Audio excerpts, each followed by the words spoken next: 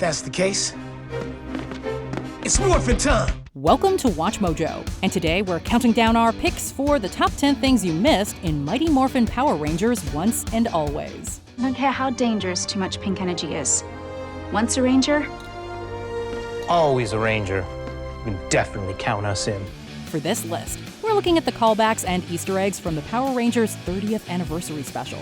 What was your favorite morphenomenal moment? Let us know in the comments below. Number 10. Encore for Hip Hop Kido. Zack Taylor's return to the morphing grid came with several nostalgic callbacks. His original suit, his classic morph, and of course, his signature fighting style. Time for Hip Hop Kido! See, back when he was still a teenager with attitude, the Mighty Morphin Black Ranger took on Rita's henchmen in his own special way.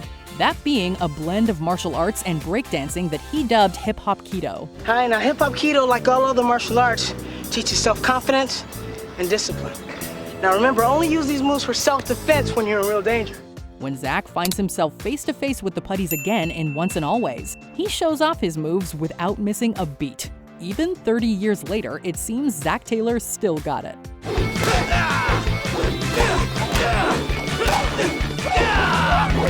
Number 9. Bulk and Skull Sandwiches. Oh no! The team's about to find themselves in a monster sandwich! Even though they never donned the spandex, it's nice that Once and Always made time for a quick check-in with Angel Grove's resident dimwits, albeit a very, very brief one.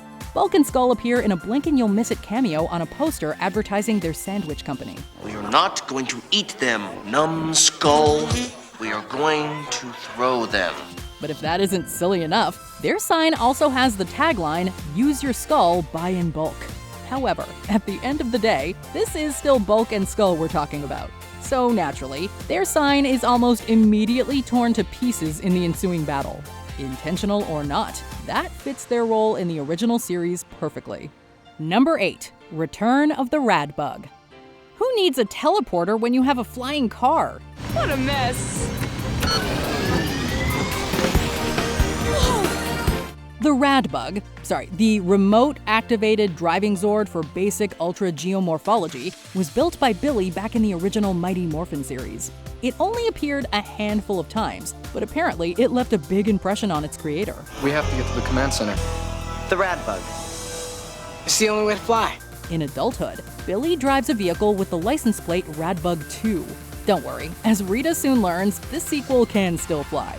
That's a good thing considering the Rangers use it for a quick getaway from her ambush. Apparently, its engine isn't running on fumes just yet. Go! Go, go, go! Become a WatchMojo channel member and get exclusive perks like Mojo emojis, loyalty badges, priority comment replies, and exclusive members-only content, including live list rankings with the Mojo staff and peeks behind the scenes. Don't miss out. Number 7. Rangers from Across the Grid.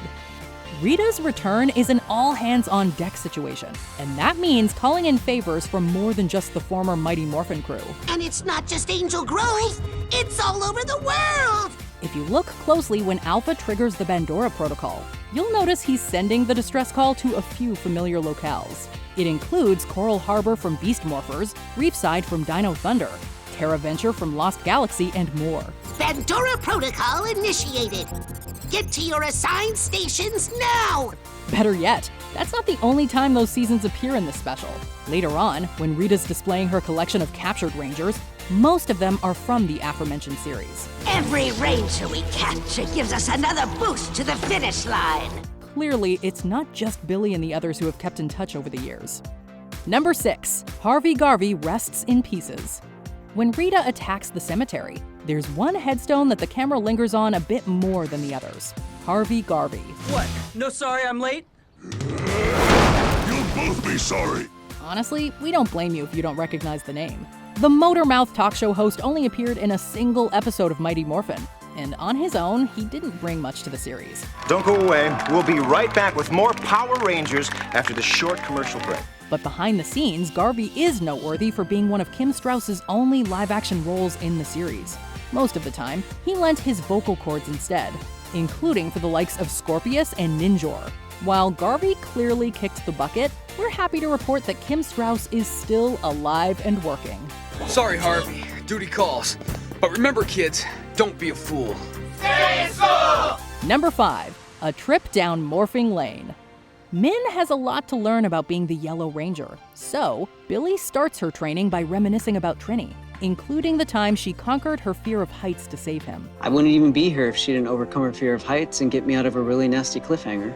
The cool part is that we actually saw that happen. His story is a callback to the events of the second ever episode of Mighty Morphin. Congratulations, Power Rangers. You've done a superb job dealing with the putties. And special congratulations to you, Trini, for overcoming your fear in the face of an emergency. Later, Zach joins in with another memory, which is also from a Mighty Morphin episode. By including canon events in this history lesson, the audience gets to reminisce right alongside the characters. No, it wasn't a man. It was a turtle. A turtle? Although, if Zach and Billy want to tell Min everything, they may be sitting there a while. Number 4. Rocky's rotation kick. Veteran Ranger Rocky finally gets back in action during Once and Always, and he christens that return with an epic flip kick on Rita's henchman. Out of context, it's just a cool move, but for longtime Ranger fans, it is a redemption decades in the making.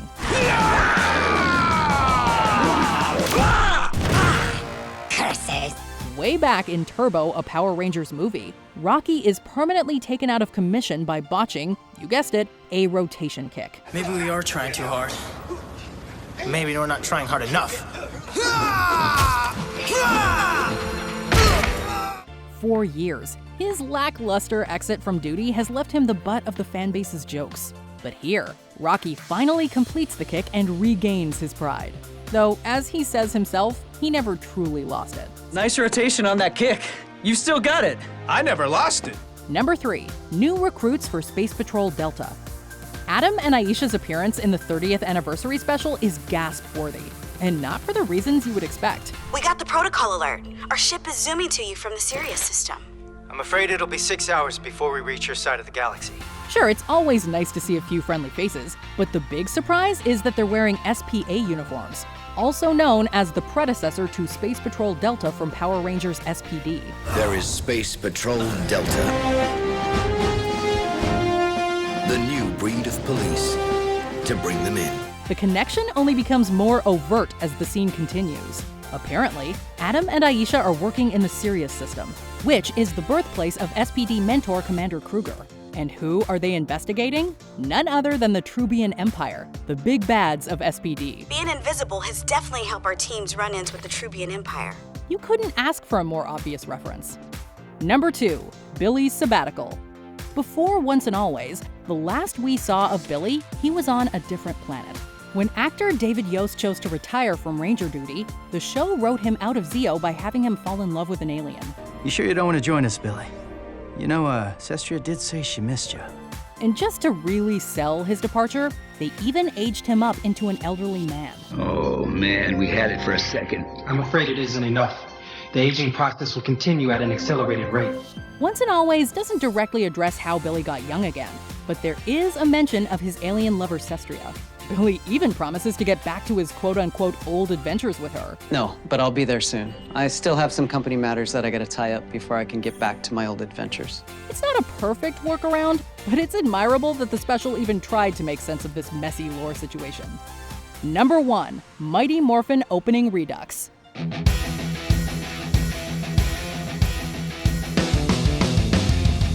There is no better way to end a reunion than with a morphenomenal reminder of where it all began. Those who stick through the final scene of Once and Always are treated to a complete recreation of the original Mighty Morphin theme song.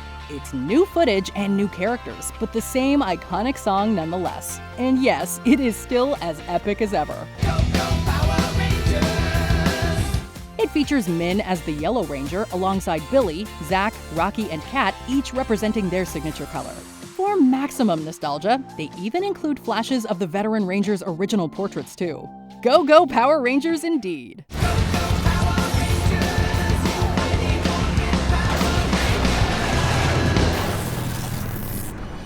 Did you enjoy this video?